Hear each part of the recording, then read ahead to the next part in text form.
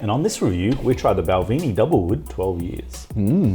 This is a nice little drop. So I'm guessing Doublewood because it's in 2 different barrels? Oh, very observant of you. Used bourbon barrels. Of course. Yeah. Whoa, low bar there. And then sherry. So it adds a little bit of a sweetness to it. And you know me, I like the sweeter side of things. And I am a little bit of more of a Scotch fan, I must say. First thing first, design of the bottle, amazing. The cork, the little spout, the lip here. Okay, yeah. Love it. Now, I'll give you a little gluggy glug. It kind of, when you pour it has to go through these 2 little bumps and it goes bloop, bloop. Yeah. That is a little bit interesting. And it does really have quite a lip on the end of that. Yeah. So... And it's not too bad to pour even with that lip on it. Cork's nice. Yeah. So pretty happy overall with the design of the bottle. So it's a bit of a timber and cork on that one. It's pretty good, isn't it? Yeah, that's actually pretty good. Yeah, and it works well. Yeah. The set me back about $90 dues. So Yep. it's not like cheap, but it's not like super expensive either. Yeah. On those ones. So yeah, pretty good with that one. Let's get the tasting notes. Now, So, yeah. I'm getting these tasting notes from Master of Malt. On the nose, gristy, supple nuttiness intertwined with spices. Okay, back up. What's gristy? I have no idea. So anyway, on the nose, gristy, supple nuttiness intertwined with spices, honeyed sultanas grapes, hugely inviting. I do like this for a whiskey. I do like this on the nose. I definitely get that spiciness. Yeah. Now the tasting notes, sweet with good body. I think that's good. Just like they go into more detail here, but sweet with good body, I think is a really good way of explaining this one. The bourbon characters develop gentle spice with a little vanilla, a hint of balancing peat lurking quietly in the substrata. I don't know. Dried fruit too. Combining with nuts, nutmeg, cinnamon, definitely the sweet fruitiness I'm getting. Okay, so this one does take me on a bit more of a journey. It's like, so I guess I agree with what they're trying to say, but strata and everything else just sounds a bit more toity than, I guess, our usual lingo is. Yep. It's one of my more favourite whiskies at the moment. It's got that level of complexity that I'm happy with. Not to have something that's just kind of like, you taste it and it goes away. This one gives you something just to try and search for at the end of it. I'm getting that little bit of sweetness from the sherry cask in there. So overall, it's a pretty good drop. Yeah, it sort of starts off warm in the front of my tongue and then just really does seem to have, like just saying it has a journey through my mouth is just kind of like the best that I can articulate it. You're gonna have to try it for yourself. It really does feel like it's gone on a little journey and it's quite complex along the way, and there's different points and stops, and yeah, it's quite surprising.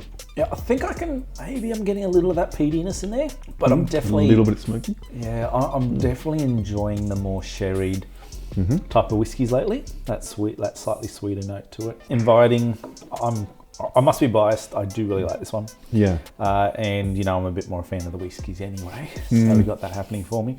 But yeah, I think it's a good choice.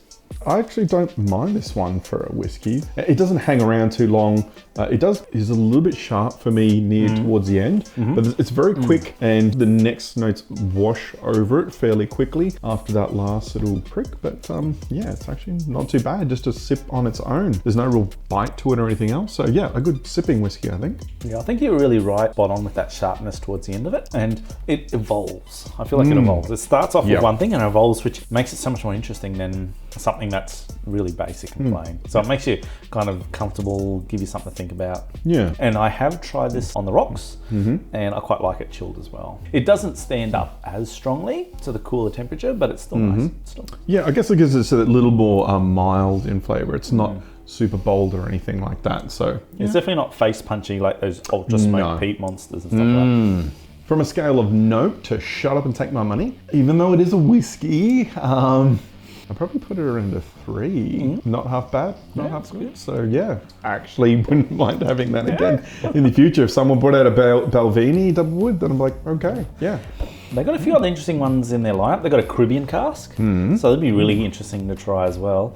But for me, I'm going to give... So is that like a cask out of Caribbeans, or like, Yeah, I think what's going on there? I've got to double check it. I only saw it on the shelf, so I might be completely off base here, but I think it's like an ex-rum cask. Okay. Or something like that. Yeah, that would make a lot more sense. But then an ex-rum cask could usually just be an ex-bourbon cask. Or... Yeah, so hopefully a little bit of that rum flavour imparts over. For me, this is a solid 4. Okay. Yep, it's good. I like it. And I must say I'm biased here. I spent it with my own money, so maybe that's in it. And you can see I have been partaking in the tasting of the bottle. Yeah. But yeah, I reckon it's a good solid choice. I think if you like Scotch, give it a go. So maybe not necessary for mixing. It might get a little lost depending on what you're making. But you'd probably say a good sipping. Or what would be your recommendation? I would say neat. Yep. Or chilled, if you like chilled. Yeah. You know, on a hot day or something like that. And I've just been loving chilled. For me, sometimes, I know some people it's like an atrocity to cool it down, but sometimes I like to. Depends where you live as well. Like, to be fair, I kind of feel that the best way to have it is the way that you get the most enjoyment out of it, and to compete with anyone else. And the best evidence is, look, he's already polished it off. So I think he's saying 3 because he really wants to like the rums a bit better. Everything off. To be fair. And we're the High Proof Brothers. That was good, that timing, the purple. It really was. If you want to see it, you'll have to go watch the episode. Yeah, we're going to leave it in there. We'll just put a warning at the start, I think. Warning, there's belching in this. Or just like, as we get the ring, go, belch warning. We have a countdown.